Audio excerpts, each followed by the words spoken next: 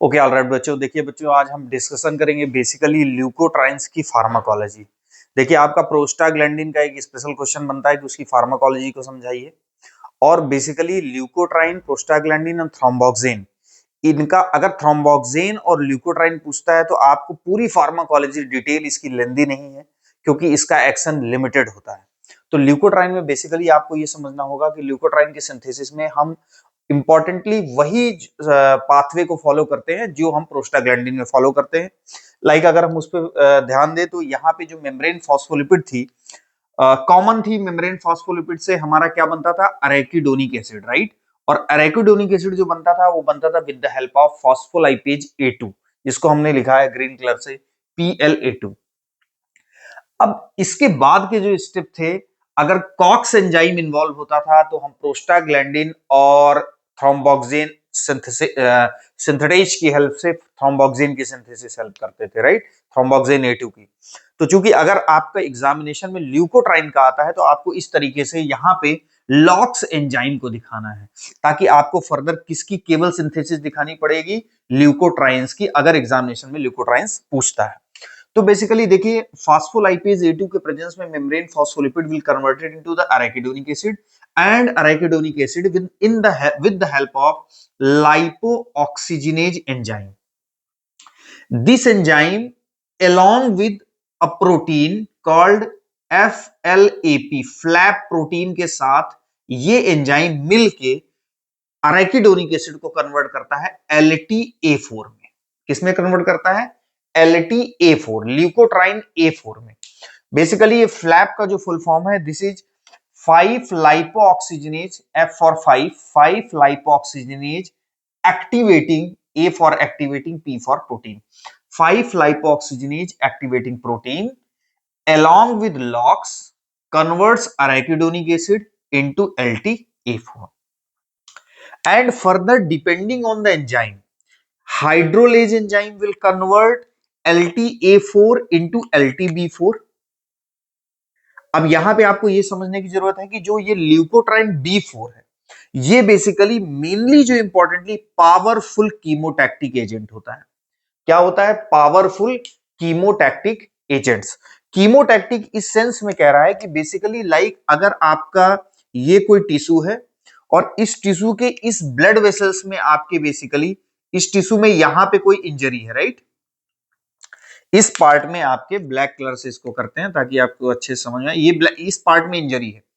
तो बेसिकली यहां से जो आपका न्यूट्रोफिल्स या बेसिकली आपका बेस न्यूट्रोफिल्स वगैरह, जो न्यूट्रोफिल्स या मैक्रोफेजेस का जो मूवमेंट होगा वो इंड्यूस करता है LTB4।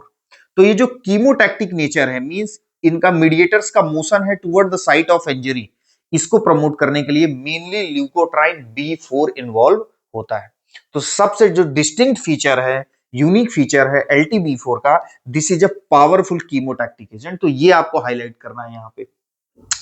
और ये बेसिकली किसमें रोल प्ले कर रहा है? इन द इन्फ्लामेशन के समय जो कीमोटैक्सिस होगी वो बेसिकली किससे मीडिएटेड होगी? LTB4 से।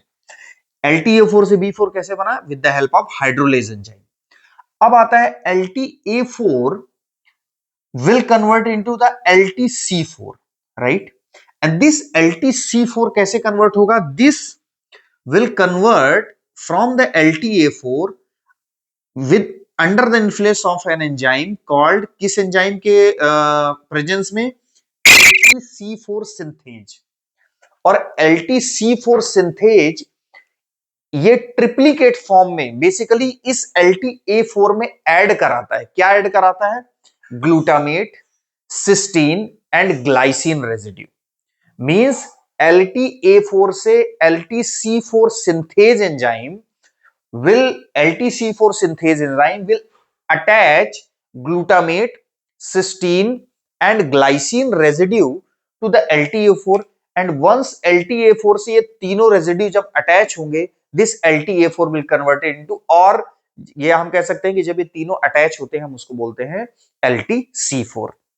तो बेसिकली हुआ क्या कि ये ग्लूटामेट, सिस्टीन और ग्लाइसिन किससे अटैच हो गए? LTA4 से। आपने उसको क्या बोल दिया? LTC4। मींस LTC4 में तीनों अटैच्ड हो गए। अब सिस्टिनाइल ल्यूकोट्राइन हो गई, क्योंकि इसमें क्या मिल रहा है? सिस्टीन। अब LTC4 से बच्चों जब LTD4 बनता है तो बेसिकली ये एंजाइमेटिक रिएक्शन है और यहां पे ग्लूटामिक एसिड का देखिए एरो बाहर की तरफ है, इस means removal of glutamic acid. इस ग्लूटामेट रेजिड्यू को जब आप रिमूव कर देंगे तब आपका बन गया LTD4। अब यहां पे क्या बचा, चूंकि ग्लूटामेट को आपने निकाल दिया तो सिस्टीन और ग्लाइसिन बचा। तो LTD4 में अब आप नेक्स्ट स्टेप में क्या निकालेंगे, ग्लाइसिन। मींस अल्टीमेटली जो कॉमन है तीनों में वो क्या है, सिस्टीन ल्यूकोट्राइन। इसीलिए हम इनको बोलते हैं सिस्टिनाइल ल्यूकोट्राइन, इन तीनों को। में जब ग्लाइसिन भी निकाल देते हैं तो LTE4 में केवल आपका बचता है क्या, सिस्टीन। तो ये जो ल्यूकोट्राइन है ये मोर स्टेबल ल्यूकोट्राइन होता है इन कंपैरिजन टू C4D4, और ये अपने सिस्टिनाइल ल्यूकोट्राइन रिसेप्टर से बाइंड होता है। सिस्टिनाइल ल्यूकोट्राइन रिसेप्टर ये बेसिकली GPCR रिसेप्टर्स होते हैं, और इन रिसेप्टर से ये ल्यूकोट्राइन्स बेसिकली बाइंड करके, ये सिस्टिनाइल ल्यूकोट्राइन LTR रिसेप्टर से बाइंड करके मेनली ल्यूकोट्राइन लंग्स में ब्रोंको कॉन्स्ट्रिक्शन का काम करती है। तो आपको इस पॉइंट पे ये जो ल्यूकोट्राइन है C4D4 एंड E4 ये मेनली आपका ब्रोंको कॉन्स्ट्रिक्शन के लिए रिस्पॉन्सिबल होते हैं।